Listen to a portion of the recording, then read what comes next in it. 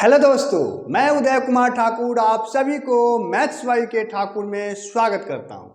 तो दोस्तों, जैसा कि आप लोग अभी जान रहे हैं कि अभी जो है हम लोग बीपीएससी द्वारा जो है आयोजित बिहार प्राइमरी टीचर 1 to 5 के लिए जो है टेस्ट सीरीज कर रहे हैं और ये आज टेस्ट सीरीज 2 रहेगा। ये प्लेटफॉर्म के सेट का जो है मैथ के क्वेश्चन को इसमें जो है हम लोग इस वीडियो में डिस्कस करेंगे, ठीक है ना, जो कि आपका 15 क्वेश्चन रहेंगे इस वीडियो में। तो चलिए वीडियो को बिना लेट किए हुए बिना टाइम कमाए हुए शुरू करते हैं, ठीक है मेरे प्यारे दोस्त। तो देखिए, पहला क्वेश्चन है कि यदि एक व्यक्ति दौड़कर 10 मिनट में 100 मीटर की दूरी तय करता है तो उसकी चाल किलोमीटर प्रति घंटा में ज्ञात कीजिए। तो देखिए, बहुत ही सिंपल क्वेश्चन है, एकदम बच्चा वाला ही सवाल है। चाल बराबर क्या होता है? चाल बराबर होता है दूरी अब बटा समय। होता है कि नहीं होता है? तो देखिए, दूरी कितना दिया हुआ है? 1000 मीटर दिया हुआ है, ठीक है। और समय कितना दिया हुआ है? 10 मिनट दिया हुआ है। 10 मिनट को सेकंड में बदलने के लिए 60 से गुना कर देंगे। मिनट को सेकंड में बदलने के लिए 60 से गुना कर देंगे तो ये मीटर प्रति सेकंड हो गया। किसी में हो गया मीटर प्रति सेकंड में। ऊपर ये मीटर है, नीचे सेकंड में आ गया, ठीक है। अब मीटर प्रति सेकंड को जो है किलोमीटर प्रति घंटा में बदलने के लिए 18/5 से उसमें गुना करना होता है, बस और कुछ नहीं। तो देखिए, ये एक लड्डू से एक लड्डू गायब हो गया और ये एक लड्डू से एक लड्डू गायब हो गया, ठीक है ना। ये 6 से 6 3 18, ये 5 से 5 दूना 10, तो 3 में 2 से गुना होगा तो कितना हो जाएगा मेरे दोस्त? 3 दूना 6 किलोमीटर प्रति घंटा। तो 6 किलोमीटर प्रति घंटा इस क्वेश्चन का जो है बिल्कुल सही जवाब हो जाएगा, जो कि है ऑप्शन नंबर बी। तो उम्मीद करते हैं कि समझ में आ गया होगा। अब चलिए इस क्वेश्चन को पढ़िए और करने की कोशिश कीजिए। तो देखिए, मैं क्वेश्चन सुनाता हूं। कहता है दो संख्याओं का महत्तम समापवर्तक 15 है और उसका लसा जो है यानी लघुत्तम समापवर्तक जो है 6090 है। यदि उनमें से एक संख्या 435 है तो दूसरी संख्या ज्ञात कीजिए।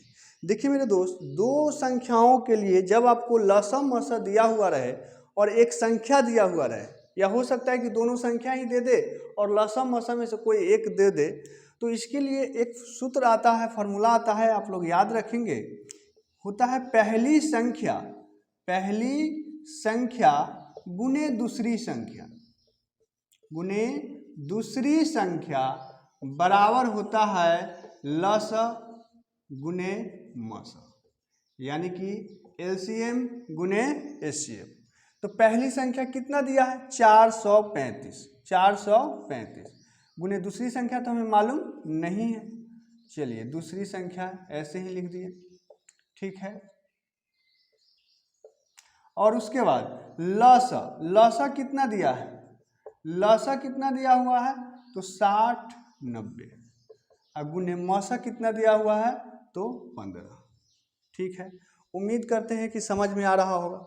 अब कुछ नहीं करना है, अब आप जो है काटा पीटी कर दीजिए, ठीक है। तो इसको उठा के उधर ले चलते हैं।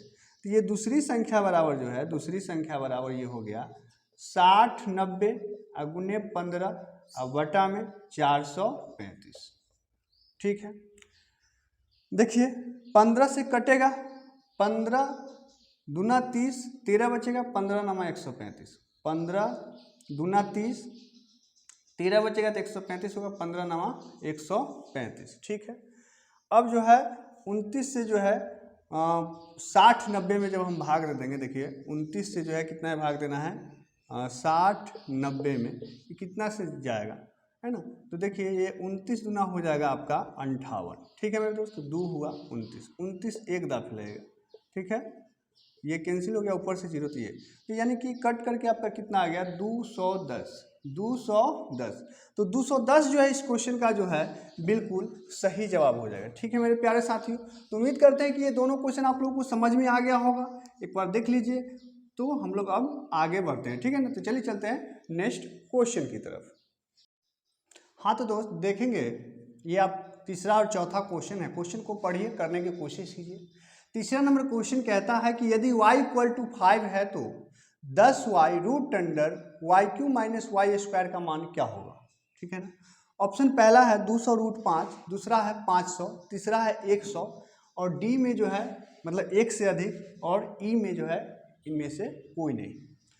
तो देखिए हमें दिया हुआ है 10y और y cube minus y square, ये दोनों में वाई स्क्वायर है तो क्या वाई स्क्वायर हम कॉमन ले लें? तो वाई स्क्वायर जब कॉमन लेंगे तो यहाँ वाई बचेगा क्योंकि वाई 3 गो था, 2 गो बाहर निकल गया तो 1 गो बचा, यहाँ 1 बचेगा। ठीक है, अब जानते हैं कि 2 गो रूट में है, रूट के अंदर में है तो 2 में से 1 गो बाहर निकल जाएगा तो ये 1 वाई बाहर निकलेगा तो ये हो जाएगा 10y इंटू वाई और रूट अंडर y माइनस 1।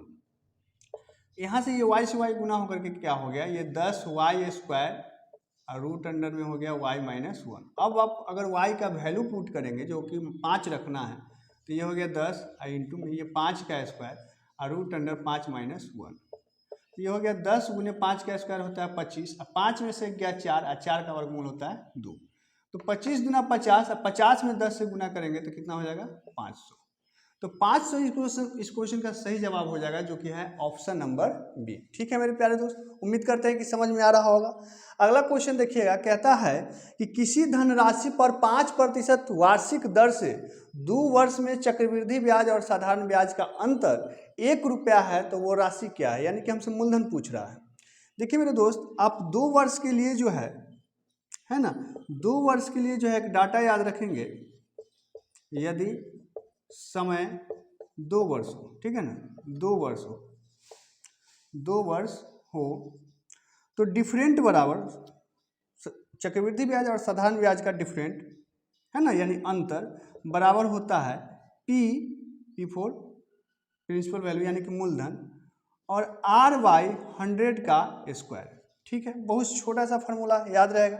अब देखिए यहाँ डिफरेंट कितना दिया हुआ है 1 रुपया तो 1 रख दिए, P तो हमें मालूम नहीं है, फाइंड करना है, और इंटू R का मान कितना है 5 तो 5/100 का स्क्वायर हो गया। ठीक है मेरे दोस्त, अगर चाहिए तो आप इसको काट भी सकते हैं, 5 से 20 बचे 100, यानी कि कितना हो गया ये 1 बराबर P इंटू 1/20 का स्क्वायर, यानी 1 बराबर P और ये 1 का स्क्वायर तो 1 हो गया, 20 का स्क्वायर 400, ये 400 इधर भाग में इधर आएगा तो गुना में, तो कितना हो गया 400 बराबर P। इसका मतलब हुआ कि P का मान यानी मूलधन का मान कितना है मेरे दोस्त 400, मूलधन कितना आएगा 400। तो उम्मीद करते हैं कि ये दोनों क्वेश्चन समझ में आ गया होगा। चलिए चलते हैं नेक्स्ट क्वेश्चन की तरफ। हाँ तो फ्रेंड्स देखिएगा, इस क्वेश्चन को जो है एक बार पढ़िए, पहले आप करने की कोशिश कीजिए। 5वां नंबर क्वेश्चन कहता है कि यदि 6 वस्तुओं का क्रय मूल्य 7 वस्तुओं के विक्रय मूल्य के बराबर है तो प्रतिशत ये लाभ या हानि ज्ञात कीजिए। देखिए कुछ नहीं, बहुत ही प्यारा सा कॉन्सेप्ट है, एकदम जैसे क्वेश्चन कहता है वैसे ही करेंगे। 6 वस्तु का क्रय मूल्य, 6 वस्तु का क्रय मूल्य, क्रय मूल्य को कॉस्ट प्राइस बोलेंगे तो CP से डिनोट कर देते हैं। ठीक है, 6 वस्तु का क्रय मूल्य बराबर है 7 वस्तु के विक्रय मूल्य के, यानी कि सेल प्राइस SP। ठीक है, अब कुछ नहीं करना है, CP है, SP को इधर ले आइए तो ये CP, ये SP इधर आएगा तो बटा में हो जाएगा, हम बराबर 7, 6 इधर जाएगा तो बटा में होगा। अब देखिए CP के सामने कितना है 7, SP के सामने कितना है 6, यानी कि आप कोई वस्तु CP करें मतलब खरीद रहे हैं 7 में, आप बेच रहे हैं 6 में। कोई वस्तु 7 रुपया में खरीद के 6 रुपया में बेच रहे हैं, बताइए कि लाभ होगा कि हानि होगा? आपको हानि होगा, तो हानि होगा। तो हानि प्रतिशत बराबर जो होता है क्या होता है हानि, कितना का हानि होगा? 7 में खरीद के आप 6 में बेच रहे हैं तो 1 रुपया की हानि होगा। और लाभ या हानि प्रतिशत की गणना हमेशा क्रय मूल्य पर होता है, हमेशा क्रय मूल्य पर होता है, नीचे हमेशा क्रय मूल्य। तो क्रय मूल्य कितना है 7, तो 1/7 का अगर फ्रैक्शन का जो आपको परसेंटेज याद है तो आप ऐसे ही कर लेंगे, नहीं याद है तो आप गुने 100 कर लीजिए। ठीक है ना, तो ये हो गया 100/7। जब आप भाग देंगे तो 14 सते 98, ठीक है ना, 2 बचेगा, 2 0 तो 7 दूना 14, इस प्रकार से। तो 14.2% वाला जो है कौन है? हानि है। देखिए 14.28% लाभ है तो ये नहीं होगा, हानि है, तो 14.28 जो कि है option number C, option number C. ठीक है मेरे प्यारे दोस्त, एक अंक तक और निकाला है तो निकाल लेंगे। ठीक है ना, 14 दूना मतलब 7 दूना 14 लगा, 6 बचा तो 7 8 फिर 56 लग जाएगा। ठीक है, चलिए अगला क्वेश्चन देखिए, बहुत ही लाजवाब क्वेश्चन, छोटा सा क्वेश्चन है कि निम्नलिखित में से कौन सी संख्या ना 7/18 और 3/5 के बीच स्थित नहीं है। देखिए इस क्वेश्चन को करने का बहुत मैं यूनिक सा तरीका बताता हूँ, लेकिन इसके लिए जो है आपका फास्ट मतलब भाग जो है, भाग करने का तरीका आपको फास्ट होना चाहिए। देखिए क्या कीजिए ना कि 7/18 दिया हुआ, ठीक है जी, और क्या दिया हुआ है 3/5, 3/5, क्लियर है। क्या कीजिए कि एक लड्डू ना आप अपना मन से ऊपर बैठा दीजिए, दोनों पर एक एक लड्डू बैठा दिए, अब भाग दे दीजिए। अब भाग देना तो आसान रहेगा, तो 18 तिहाई 54, 18 चक 72 तो ज़्यादा हो जाएगा। अगर 72 रहता तो 4 होता, यानी समथिंग 3.89 के पास होगा। तो 18 तिहाई लगा 54, है ना, तो बच गया कितना है 16, ऊपर से 0, 18 9 62 ज़्यादा हो जाएगा, यानी 3.8 है। ये देखिए 5 6 30 यानी 6 है, यानी कि 3.8 और 6 के बीच में कौन स्थित नहीं है सो बताना है। अब देखिए 1/2, तो जैसे हमने इसमें 0 लिया उसी प्रकार आपको लेना है। तो इस एगो लड्डू बैठेगा तो 10 हो जाएगा, 10 में 2 से भाग तो 2 5 10, तो 5 तो इसके बीच में है, हमको नहीं वाला बताना है, तो ये नहीं होगा मेरा जवाब। 2/5 देखते हैं, तो 2/5 करेंगे तो उसी प्रकार से एगो लड्डू बैठाना है, तो 5 चौके 20, 4 भी तो इसके बीच में आ जाएगा, हमको नहीं वाला पकड़ना है, तो ये भी मेरा आंसर नहीं होगा। अब 4/7 देखिए, 4/7 क्या करेंगे, एक लड्डू बैठा देंगे, तो ये हो गया 7 5 35, 5 दशमलव कुछ भी आएगा, तो ये भी तो इसी के बीच का हो जाएगा, ठीक है ना, तो ये भी मेरा जवाब हो जाएगा, नहीं होगा। हमें बताना है कि कौन इसके बीच स्थित नहीं है, तो ऐसी कोई संख्या हमें नहीं मिला जो इसके बीच स्थित नहीं है, सभी के सभी संख्या इसके बीच की स्थित ही हैं, तो इसलिए इसका जवाब क्या हो जाएगा, ऑप्शन नंबर ई, अर्थात इनमें से कोई नहीं। तो उम्मीद करते हैं कि समझ में आ गया होगा। चलिए चलते हैं नेक्स्ट क्वेश्चन की तरफ। हाँ तो दोस्त देखेंगे, इस क्वेश्चन को पढ़ेंगे। कहता है कि किसी भवन में जो है 24 बेलनाकार खंभे लगे हुए हैं, प्रत्येक खंभे की त्रिज्या 28 सेंटीमीटर और ऊंचाई जो है 4 मीटर है, तो 8 रुपये प्रति मीटर स्क्वायर, ठीक है ना, मीटर स्क्वायर की दर से जो है उन सभी खंभों के वक्र पृष्ठीय क्षेत्रफल पर रंगाई का खर्च ज्ञात कीजिए। तो देखिए सबसे पहले आप बताइए कि बेलन के वक्र सतह का क्षेत्रफल क्या होता है। बेलन का वक्र सतह का क्षेत्रफल क्या होता है, तो 2πr/h, 2πr/h। अब देखिए तो खर्च जो है, हमसे खर्च पूछा है, तो चूंकि कै गो बेलन है तो 24 हो, तो पहले 24 से तो गुना कर दें, और वक्र सतह का क्षेत्रफल हो जाएगा 2πr/h, 2πr/h, ठीक है ना, 2πr/h। तो ये हो गया एरिया, और खर्चा कैसे है, तो 8 रुपये प्रति मीटर स्क्वायर, तो 8 से गुना कर दें, ठीक है, बस यही हो गया। तो अब आपको क्या कर देना है कि 24 गुने 2, पाई का मान 22/7, आर का मान जो है, आर मतलब त्रिज्या कितना है 28 सेंटीमीटर, तो ये रहा 28, और सेंटीमीटर में है, हमको मीटर स्क्वायर में कन्वर्ट करना है, तो इसलिए हम 100 से डिवाइड कर देंगे, मीटर में हो गया, ठीक है ना, 100 सेंटीमीटर में 1 मीटर, और गुने ऊंचाई कितना है 4, ये गुने 8, ठीक है, कोई दिक्कत। ये 7 चौके 28 काट दीजिए, है ना, और काटिए, कितना से कटेगा, तो चलिए क्या करते हैं कि अब तो और कटेगा लेकिन काटते नहीं है, क्योंकि हमको भाग देने में आसानी रहेगा, ठीक है। तो जब आप गुना कीजिएगा, है ना, गुना कीजिएगा, तो देखिए इसमें जो है, जैसे कि अगर आप ऑप्शन से चलिएगा तो उससे भी आप कर सकते हैं, क्योंकि इसमें जो है 22 है। अब 22 में 22 जो है मतलब 11 गुने 2 देख रहे हैं, 11 दूना 22, तो इसमें से जो ऑप्शन जो है 11 से कटेगा वो हमारा आंसर हो जाएगा। लेकिन चूंकि ऑप्शन डी और ई भी यहाँ मौजूद रहते हैं, तो इसलिए कोई रिस्क नहीं लेना है, गुना कर ही लेते हैं, ठीक है। तो गुना कीजिएगा तो देखिए 4 चक 16, है ना, और 16 अठे जो है 128, इधर हो गया, ये हो गया आपको 22 दूना 44, तो इसमें 44 से गुना करना है, उसके बाद 24 से, तो 8 चक 32 के 2 हासिल 3, है ना, 8 चक 32 के 2 हासिल 3, 12 चक 48 3 51, ये भी इतना ही होगा, 5 1 2, तो 2 2 1 3, अब 5 1 6, 5 के 56 32, और इसमें करना है हमको 24 से, ठीक है जी। 4 दूना 8, देखिए कौन हो गया, 8 वाला 2 को है, 4 ते 12 के 2 हासिल 1, है ना, हासिल 1, और 6 चक 24 चक 25 हासिल 2, 5 चक 20 2 22, ये हो गया आपका 2 दूना 4, 3 दूना 6, 6 दूना 12 के 2 हासिल 1, 5 दूना 10 1 11, तो ये 8, 4 2 6, 6 5 11 हासिल 1, 2 2 4 1 5, 2 1 3 और 1, ठीक है। तो कितना आ गया 100 मतलब 13 51 68, 13 51 68, ठीक है। अब बट्टा में 100, इतना रुपया हो गया। चूंकि 2 गो लड्डू है इसलिए 2 अंक के बाद दशमलव लग जाएगा, यानी कि 1351.68 रुपया। तो ये हमारा जो है आंसर हो जाएगा, जो कि है ऑप्शन नंबर बी। ठीक है मेरे प्यारे दोस्त, उम्मीद करते हैं समझ में आया होगा। चलिए चलते हैं नेक्स्ट क्वेश्चन की तरफ। हाँ तो दोस्तों देखिए, ये बहुत ही मज़ेदार क्वेश्चन है। कहता है कि पुरुषों के एक समूह ने 10 दिन में कार्य पूरा करने का निर्णय लिया, लेकिन उनमें से 5 अनुपस्थित रहे। यदि समूह के शेष सदस्यों ने उस कार्य को जो है 12 दिन में पूरा कर लिया, तो पुरुषों की मूल संख्या ज्ञात कीजिए।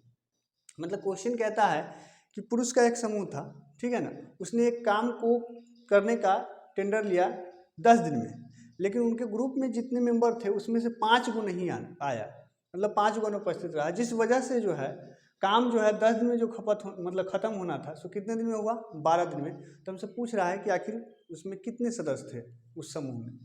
तो देखिए मालूम नहीं है, तो मान लीजिए कि उस समूह में जो है x सदस्य थे, मतलब पुरुषों की संख्या कितना था x। तो इसको कितना दिन में ख़त्म करना था, तो 10। आदमी गुने समय में जब गुना होता है तो टोटल वर्क निकलता है, ठीक है ना। तो टोटल वर्क को हम बराबर करेंगे टोटल वर्क से।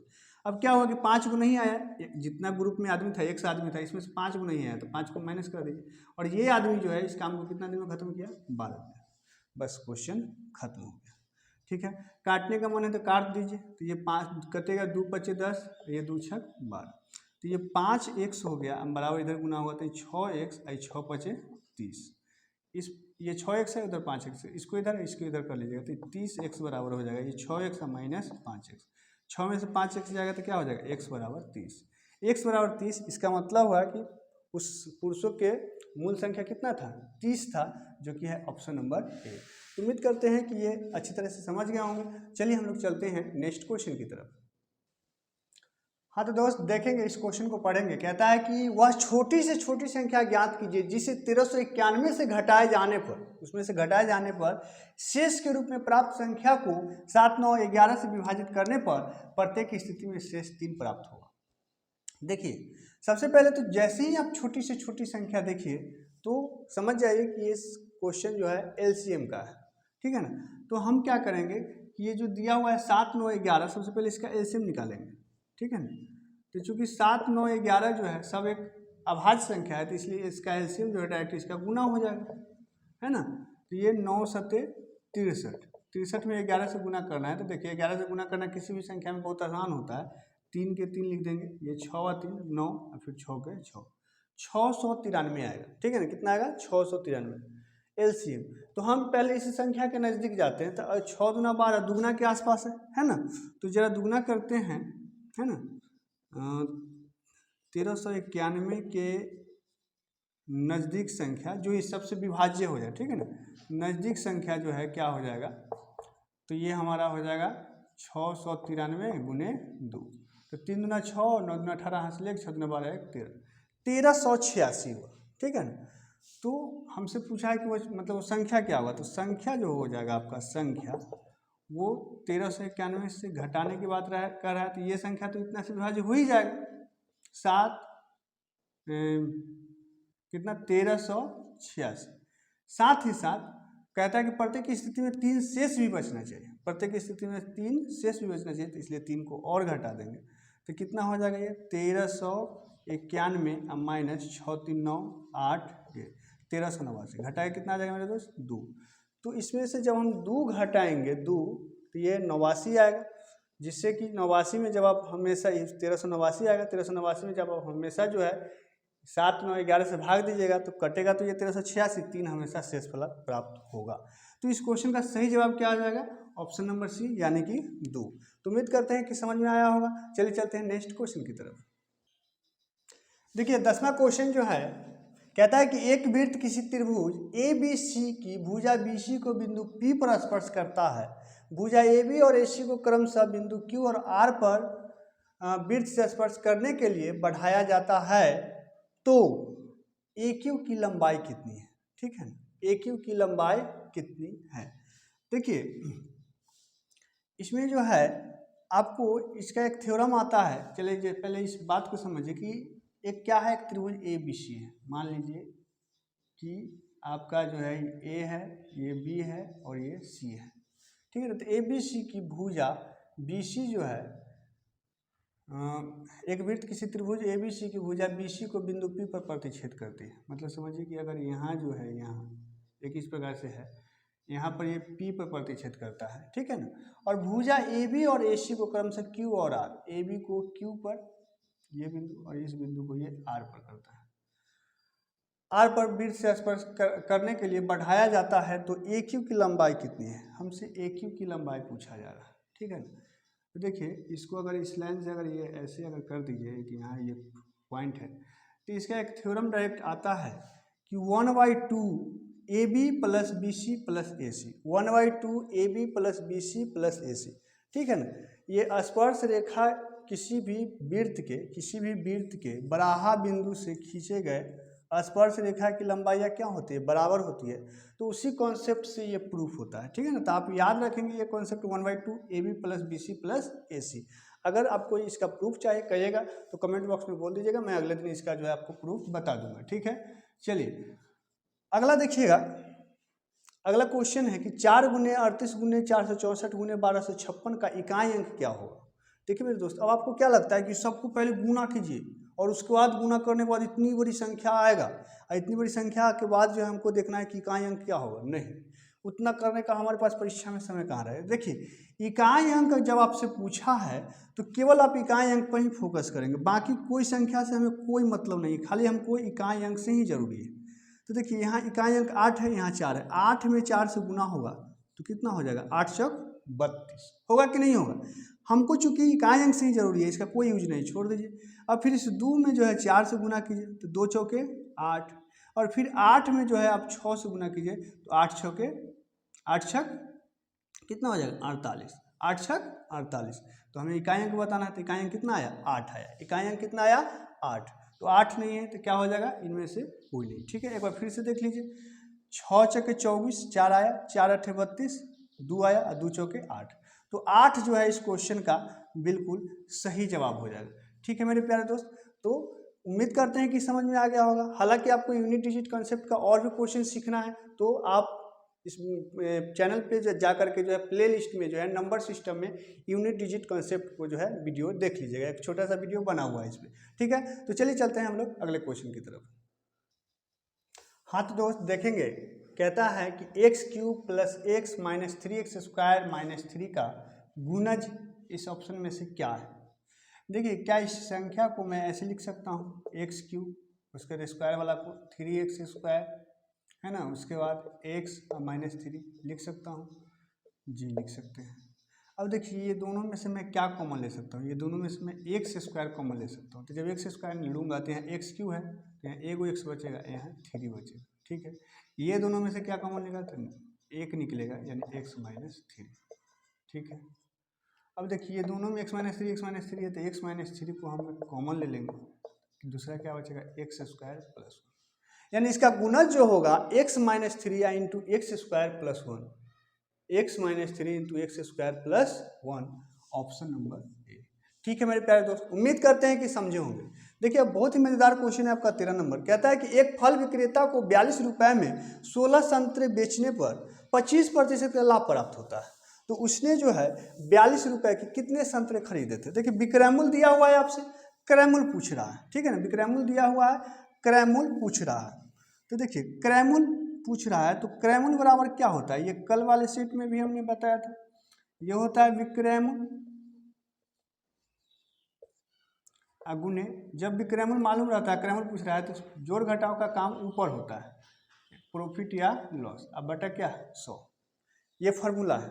तो देखिए यहाँ जो है रुपया में नहीं है, मतलब रुपया संख्या दोनों के साथ है। तो इस टाइप में जब भी आपको विक्रयमूल्य क्रयमूल्य इस टाइप का दिया हुआ है तो इसमें रुपया ऊपर रखा जाता है, सामान नीचे। तो विक्रयमूल्य 42 रुपया के क्या गो 16, यानी 42/16 जो है आपका विक्रयमूल्य हुआ। अब लाभ हो रहा है तो प्लस करेंगे, तो 100 में कितना का लाभ हो रहा है, 25 जोड़ेंगे तो ये हो जाएगा 125 अब बटा के 100, क्लियर है।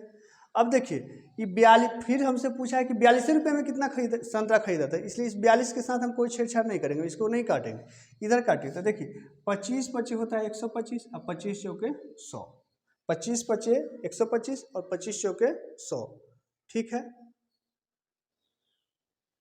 कुछ गड़बड़ हुआ?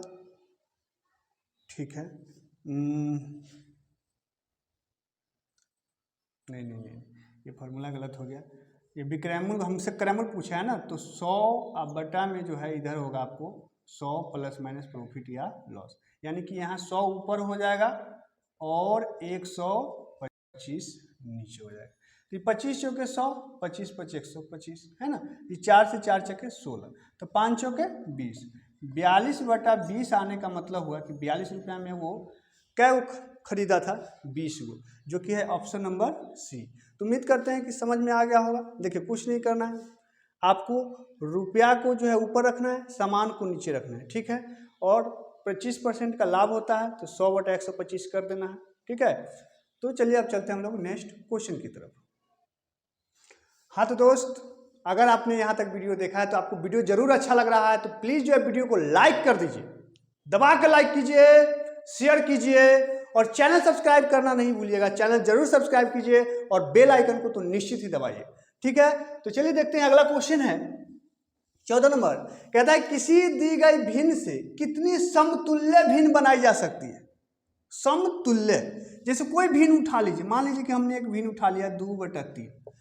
अब 2/3 का जो है समतुल्य भिन्न कौन कौन हो सकता है। तो समतुल्य भिन्न होता है कि अंश और हर में जो है समान संख्या से गुना करते हैं। जैसे कि अगर 2 में ऊपर नीचे से गुना करेंगे तो ये 2 दूना 4 होगा, तो 3 दूना 6, ये 2 तिहाई 6, तो 3 तिहाई 9, 2 चौके 8, तो 3 चौके 12।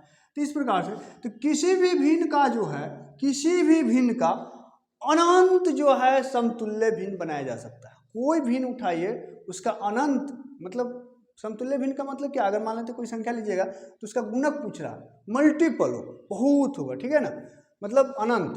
तो इसकी क्या हो जाएगा आंसर, ऑप्शन नंबर सी, अनंत। किसी भी दी गई भिन्न से कितनी समतुल्य भिन्न बनाई जा सकती है, तो अनंत बनाई जा सकती है। निम्नलिखित में से कौन सी भिन्न है, भिन्न अशांत पुनरावृत्ति दशमलव का है। तो देखिए यदि किसी परिमेय संख्या का हर जो है 2 के पावर m गुने 5 के पावर n के रूप का हो तो ये शांत होता है। कैसा होता है, शांत।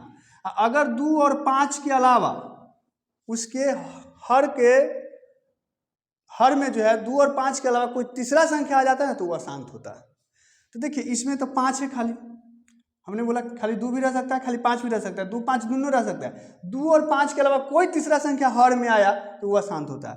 तो ये तो 5 है तो ये तो शांत होगा। हमको क्या बताना है, अशांत बताना है। ये देखिए 4 है तो 2 का स्क्वायर होगा, इसमें 2 है खाली, तो ये क्या होगा, शांत होगा। ये 11 है, देख लीजिए, तो अशांत कौन हो जाएगा, ऑप्शन नंबर बी, यानी कि 100/11। तो उम्मीद करते हैं कि आप लोगों को ये सीरीज बहुत ही पसंद आया होगा, इंजॉय किए होंगे आप लोग। तो प्लीज़ जो है कम से कम एक ग्रुप में तो जो है आप इस वीडियो को शेयर कर दीजिए, लिंक को कॉपी करके, और आपको जो है अपने फेसबुक, इंस्टा, व्हाट्सएप, टेलीग्राम, जहाँ से भी, जिस ग्रुप से भी आप जुड़े हुए हैं उस पर शेयर कर दीजिए। वीडियो को लाइक करना मत भूलिएगा, लाइक कर दीजिए और चैनल सब्सक्राइब करके जो है बेल आइकन को जरूर दबा लीजिए, ठीक है मेरे दोस्त। तो मिलते हैं एक नए वीडियो में, तब तक के लिए जय हिंद।